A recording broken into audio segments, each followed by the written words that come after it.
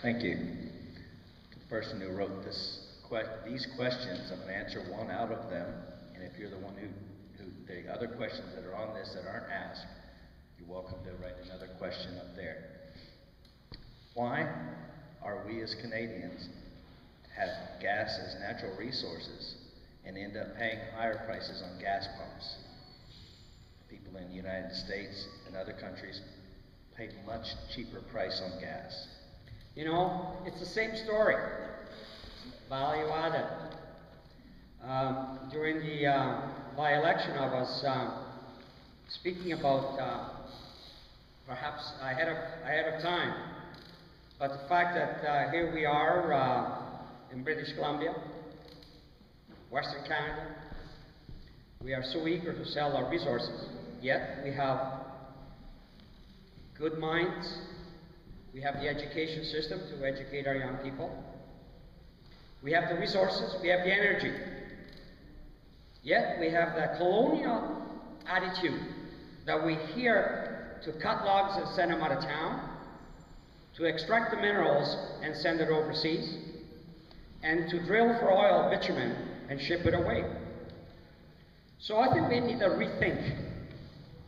We have to look at ways that we can add values. Take advantage of the brain that we have in this province, in this country. Trust our young people to come up with solutions. And perhaps then, we will truly be a sustainable province and a sustainable country. Right now, we're not.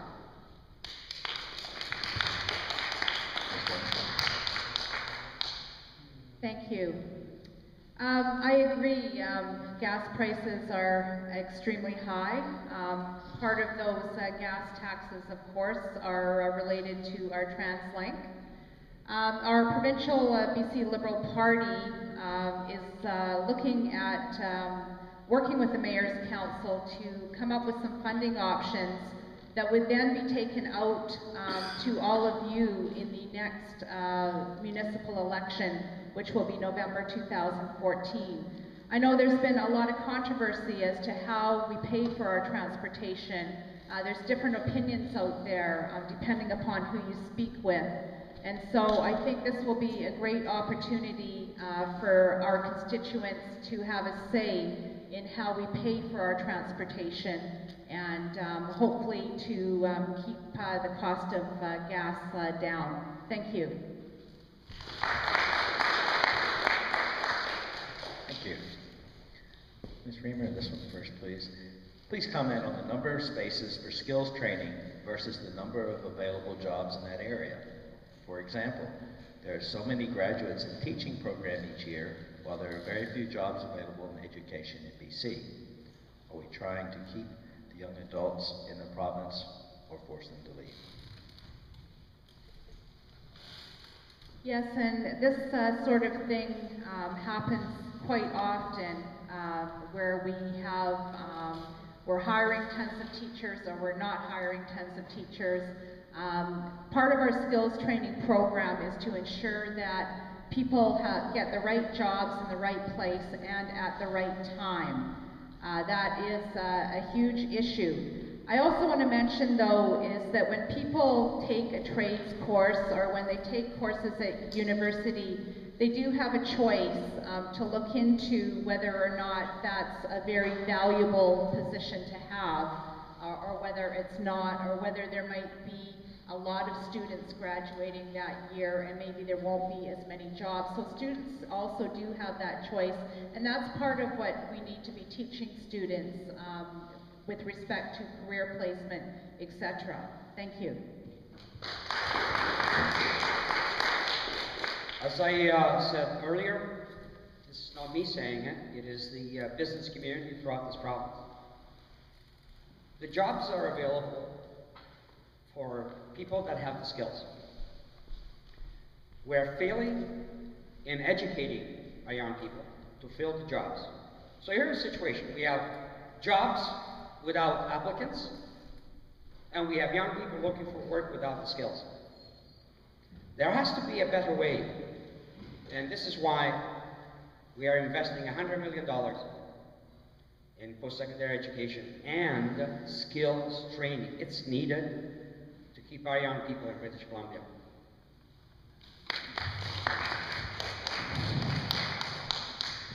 Thank you. Mr. Trasolini, this one we'll start off with you. I've heard talk of closing local casinos and gaming locations. Do you feel it is more important to promote safe gaming, for example, GameSense, or to remove the temptation altogether? Well, you know, I wish there was a way, but you know, the fact is that governments, and this is of all colors, have become reliant to revenues that come from the gambling. In fact, if you can't have the radio station on for very long before you hear advertising for gambling. It's big business for government. If you all of a sudden shut down casinos, there'll be a huge hole to fill. Are you, as taxpayers, prepared to see the hefty increases in taxes? You know, we got into this, and now, at least until we come up with a different answer, we're stuck with it. But I wouldn't want to see expansion. You know, it's a tough choice. Thank you. Ms. Reamer. It is an incredibly tough choice, and not only are we talking about casinos here, but we're also talking about online gaming as well.